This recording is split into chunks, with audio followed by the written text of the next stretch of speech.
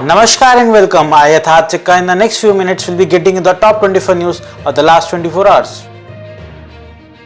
The National Investigation Agency on January 4 carried out searches at 17 locations in West Bengal in connection with Iqbalpur and Momnipur clashes that occurred in the state on October 9 last year, taking into consideration the allegation of the vandalism and damage of property of Hindus during the clashes. The NIA registered the case on October last year and initiated a probe into the anti-Hindu violence in Momnipur in West Bengal. Earlier, the Kolkata police filed a first information report in the case on October 10. On December 30, CPIM MP John Brittus cracked an utter lie and resorted to fear-mongering among the Muslim community about the Bharatiya Janata Party by claiming that it was responsible for demolition of the disputed structure in Ayodhya, which Islamists call Babri Masjid.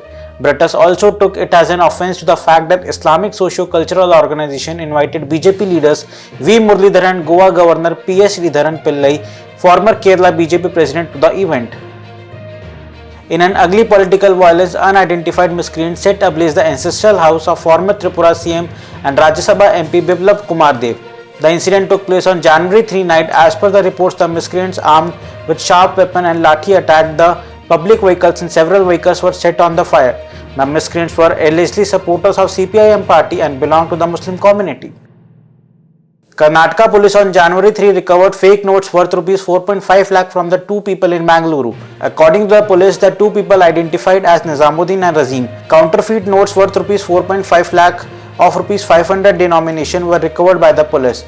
A robbed vehicle was also seized from the accused. Police said both accused have past cases registered against them. The investigations are underway.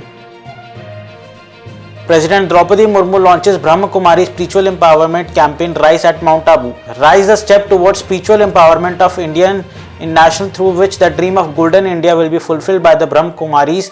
The organization tends to believe in self-transformation leading to the world transformation. The 20-year-old Delhi woman who was dragged for several kilometers under a car had multiple external injuries and her brain matter was missing, an autopsy has revealed. The autopsy also revealed that the victim Anjali had not consumed alcohol.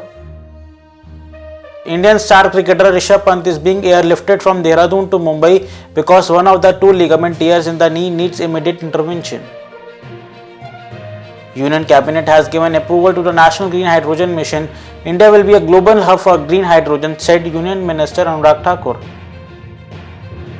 The trade deal benefits our economies and it boosts growth and creates jobs in both India and Australia by reducing tariffs of 96% on India goods entering Australia, increasing up to 100% in 2 years' time, says Barry O'Farwell, Australia's High Commissioner to India. In the Shraddha murder case, Metro Chandrel DNA report confirms hair and bone sample matching with Shraddha Walker.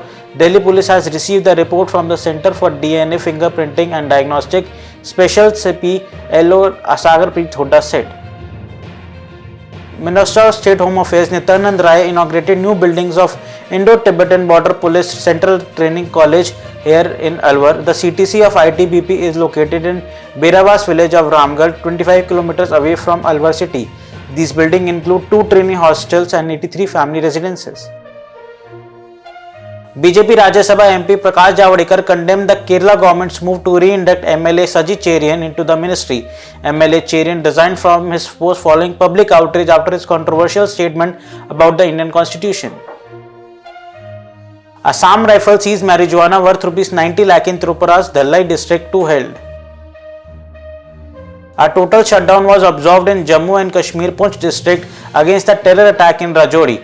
The call for the shutdown was given by the Sanatan Dharm Sabha and supported by the Vishwa Hindu Parishad and Bajrang Dal. The protest was staged by many groups even before the sunrise. YSRCP leader Mahesh Naidu was held for assaulting a petrol pump staff and beating him with an iron rod in Nellore on January 2. The entire incident and assault was recorded on the CCTV camera in the area. In Maharashtra, IPS officer Devan Bharti has been appointed as Special Commissioner of Police of Mumbai. The Calcutta High Court has rejected a bail plea of Trinamool Congress leader Anubarta Mondal, who was arrested by the CBI in connection with alleged cattle smuggling case. Mondal had prayed for bail, submitting that he has been in custody for over 145 days in connection with the case. The CBI opposed the prayer, claiming that he may derail the investigation into the cattle smuggling case by trying to influence witness being probed by it. Supreme Court refuses to hear Azam Khan's plea to transfer the case against him out of Uttar Pradesh. Supreme Court said that if Azam Khan has any grievances against the trial court, he can move the High Court. The court also said that even if the court order is wrong, it can't be on the basis of alleging bias and transferring the case to a different state. On January 2, a poster of the so-called Khalistan referendum was shared on the social media platform Twitter that was allegedly hung outside the Plumpton Gurdwara, Victoria, Australia. The poster included photographs of the killers of former Prime Minister Indira Gandhi, Beyant Singh and Satwant Singh. The poster read that the last battle Khalistan referendum voting January 29 Melbourne. Punjab truck operators continue indefinite strike demanding a restoration of the truck union block Shambhu border. The protesting truck operators cleared one side of the National Highway 1 after they received an official letter from the Chief Minister's office stating that a meeting has been fixed between the protesters and a cabinet subcommittee on January 4. Twitter chief Elon Musk has disclosed that the US government demanded the suspension of 2.5 lakh Twitter accounts, including those belonging to journalists and Canadian officials, reported Fox News. He made the revelation while sharing the latest ground on the Twitter files, which were made public by the journalist Matt Taibbi. Taibbi revealed that the US government's mounting an endless pressure on Twitter to work hand in hand with Congress to hunt for Russian meddling on the platform. Central Reserve Police Force will send additional 18 companies, which mean 1800 troops to Jammu and Kashmir in the wake of killings of civilians in recent terror attack in Rajouri district. Personnel will be deployed in Poonch and Rajouri district. Directorate of Enforcement attaches worth Rs 10.20 crore in connection with the money laundering probe against Shiv Sena Uddhav Thackeray faction leader Anil Parab and others. In Jammu and Kashmir, Kupwara police has arrested two persons Mashkur Ahmed Malik, Amjad Mir, involved in the smuggling of narcotics from Tad area of police station Kandra. Approximately 2 kilograms of heroin was recovered from them. We will be back with news at 9 tomorrow. Till then, stay safe, stay healthy, and do not forget to like and share the video and subscribe to our channel.